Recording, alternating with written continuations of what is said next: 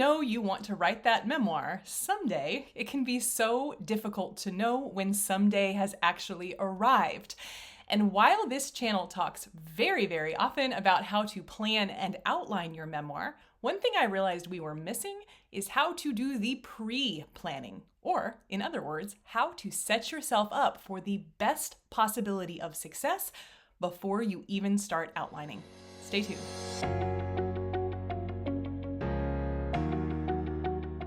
You've been writing your memoir, maybe even for years. You know your material, you know what it means. What's missing isn't the story, it's the structure. And that's why we started the Memoir Method Book Club. Every single month, Emily Thrash, a professional writer and editor, teaches you how to read like a writer by breaking down a published memoir and showing you what it's doing under the surface. Your first session is free. Head over to pageandpodium.com/book club to sign up.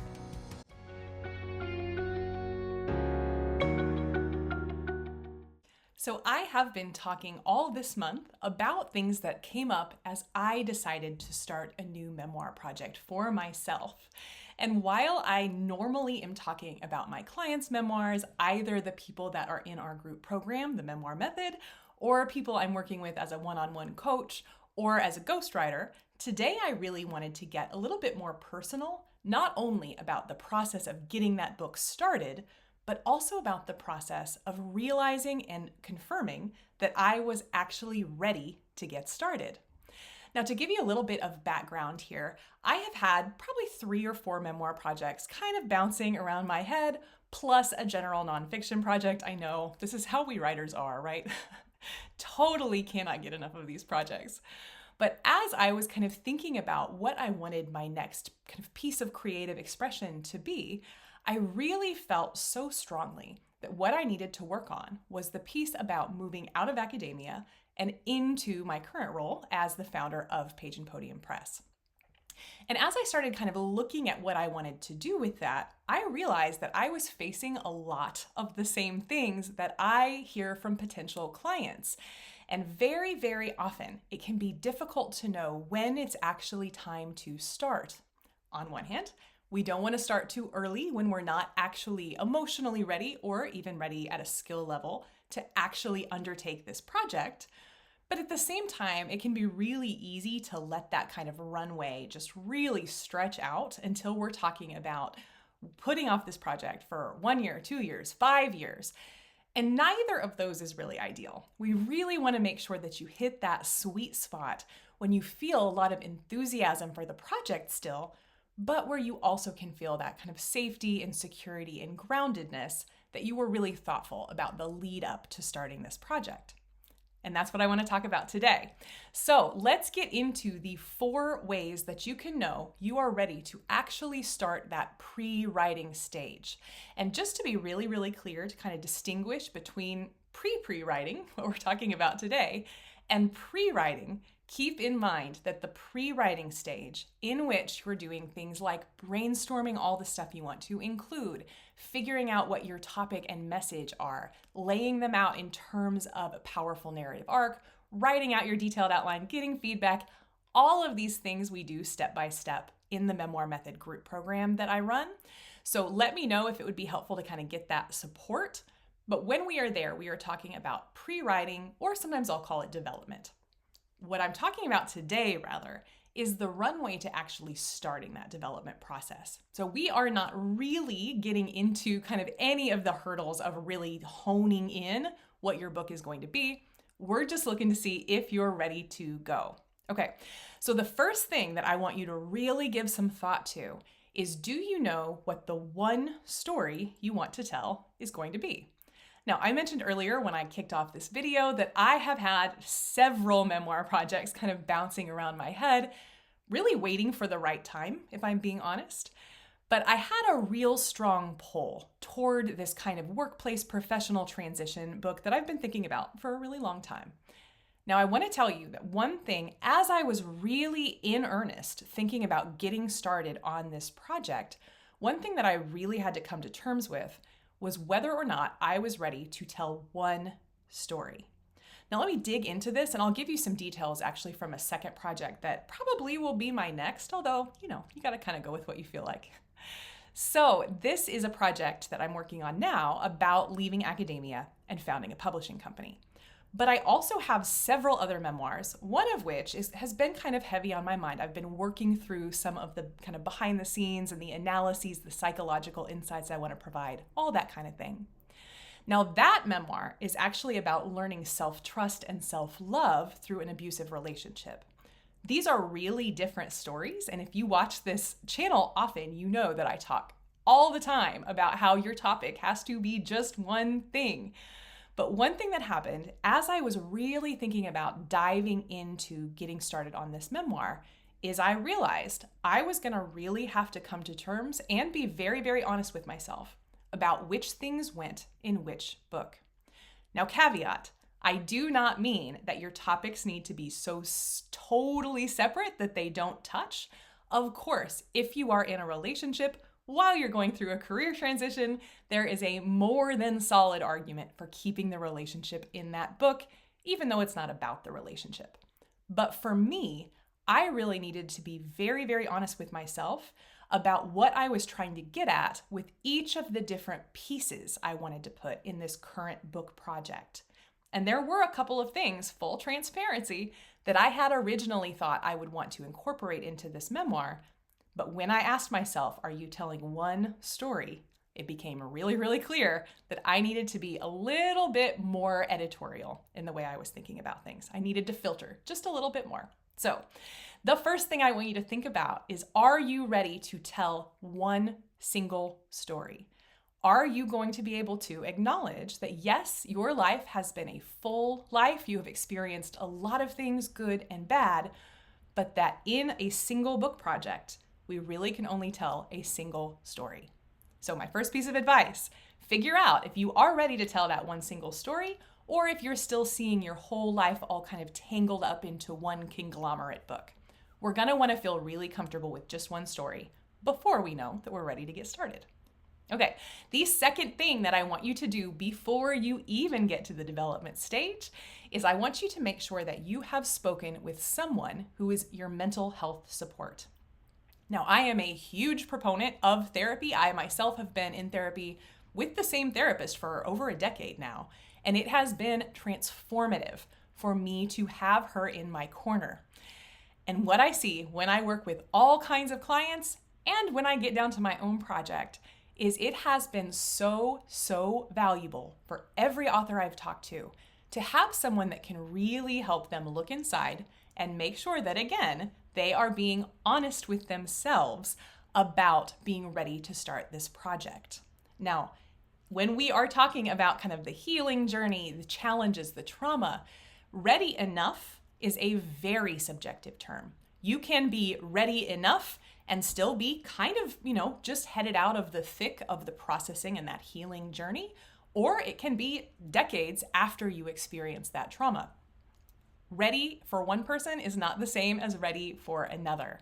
But for me, one of the things that was really important was that I could go into this memoir, any memoir actually, and feel as though I could very confidently be honest about what had happened. So all of my relationships with other people that happened during this professional transition, I wanted to be really sure that I was going to be ready to be honest without triggering myself.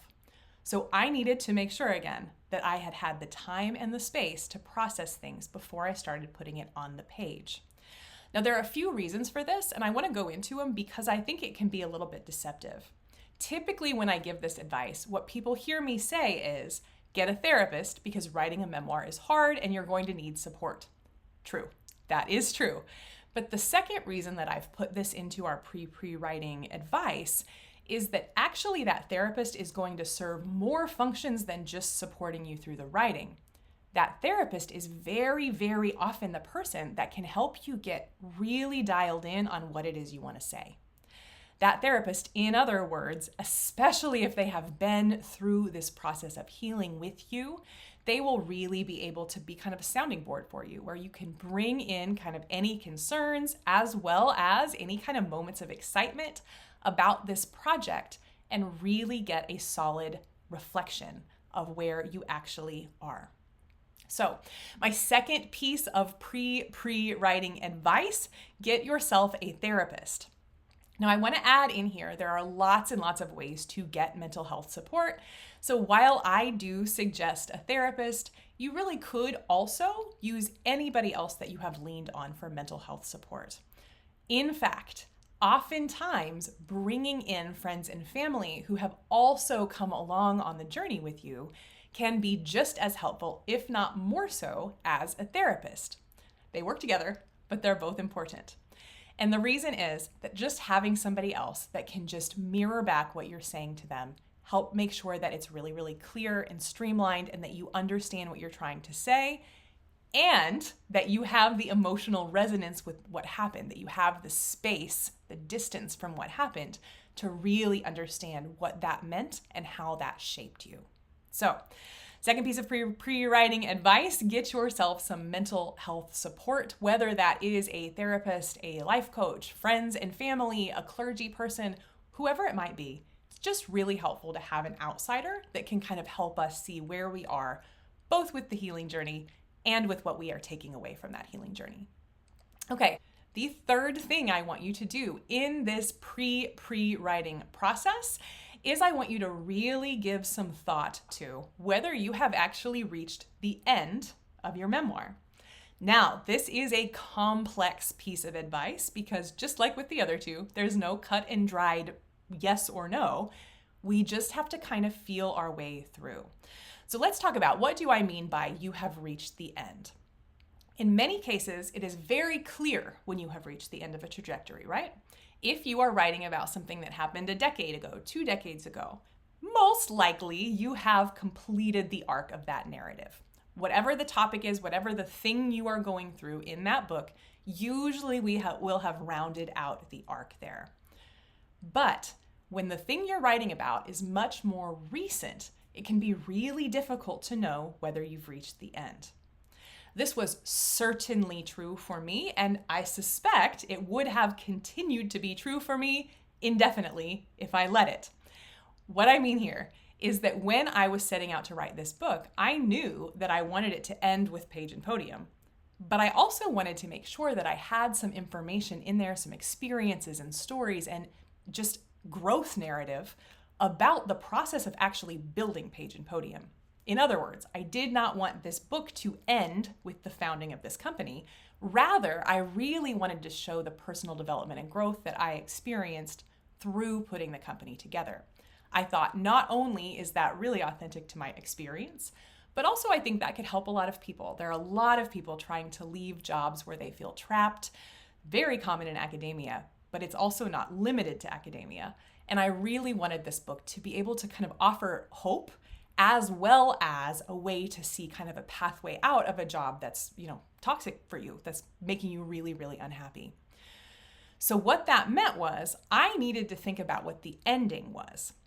Now, here is where we get so tricky because, of course, I could have ended it right at the founding of the company. I could end it today. But you never know if something is coming down the line that would be such a perfect ending. And unfortunately, there is no solution for this. But I wanted to bring it up because I have seen, again, not only in myself, determining whether I had gotten to the end of that narrative arc. I think I have more or less. But I also have seen this in some of my clients.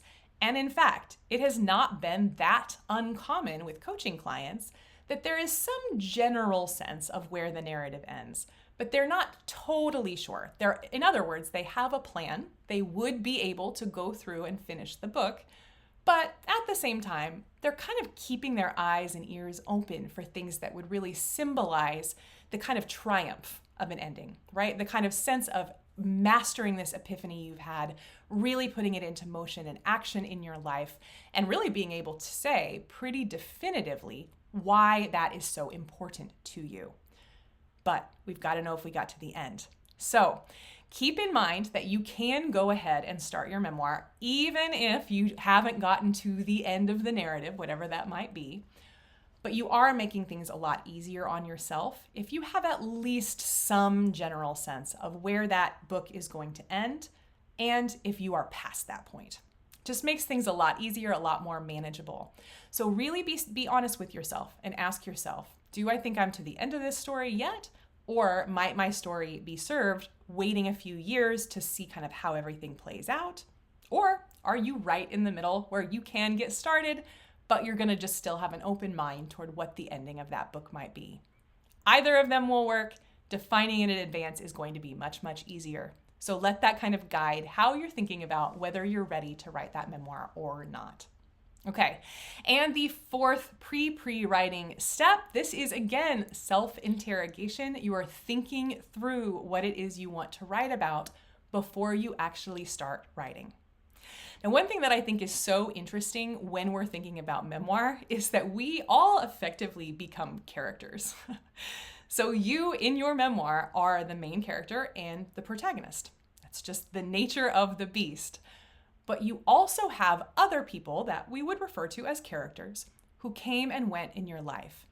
And the fourth thing I want you to do in your pre-writing is I want you to be really honest with yourself, again, about whether you are ready to write those people in a way that feels fair and that feels thoughtful.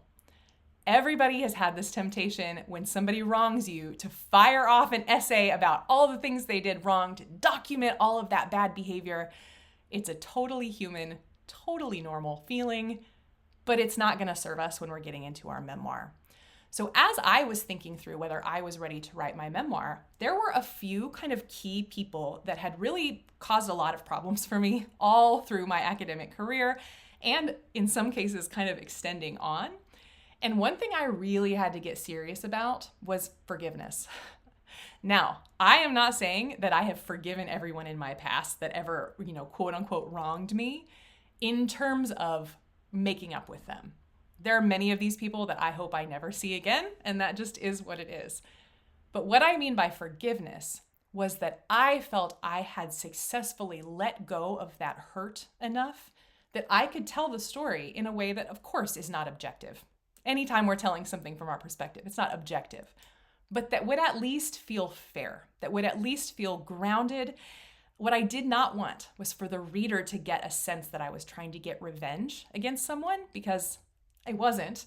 And I think that's pretty unflattering as an author, to feel like your reader is kind of seeing all of your kind of bitterness, these kind of yucky things that come to the surface when we feel really angry or triggered.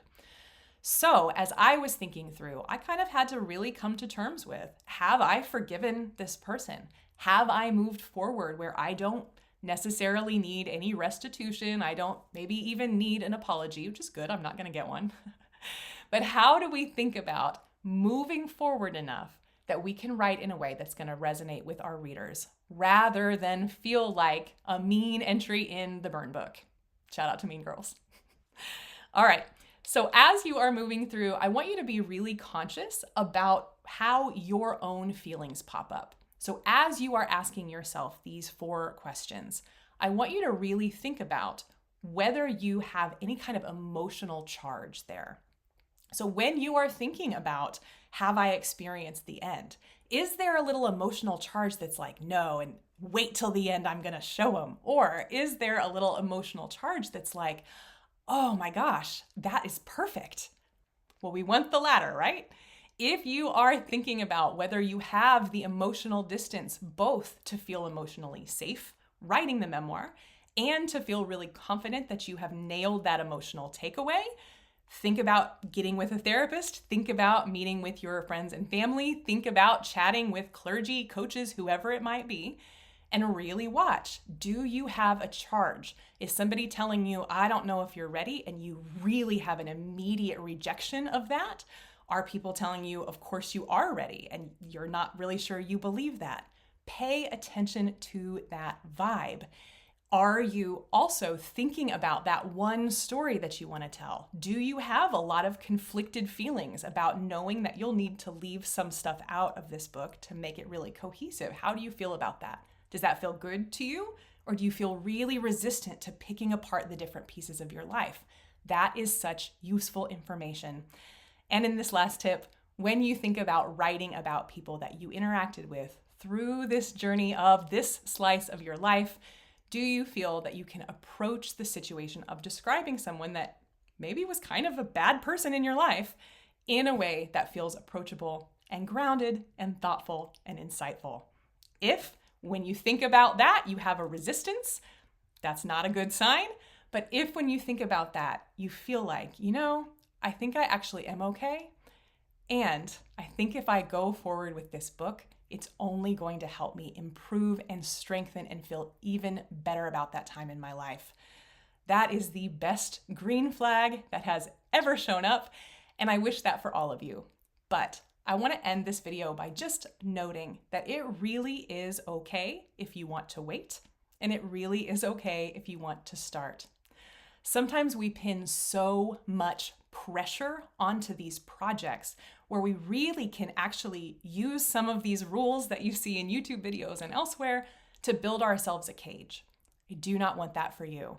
Really, when we are thinking about creative expression, the thing that matters most is whether it's going to feel good and fulfilling and expressive to ourselves to get it out there. So, when you're thinking about this, I really want you to trust your gut, because there are no hard and fast, cut and dried ways to know you're ready. But when you start to get that itch, that inkling, I really want you to lean into that. If I can help you figure out whether you're ready to get started or not, that is one of my specialties, by the way, I hope that you will book a time to chat. You can head over to pageandpodium.com/contact. I'll ask you a few questions about what your book is about, why you want to write it, that kind of thing. And then you can book a time. We can work through what you're working on, what you're thinking about, what this book will mean for you, and of course, whether you're ready to write it. Until then, happy writing, happy planning. I'll talk to y'all soon.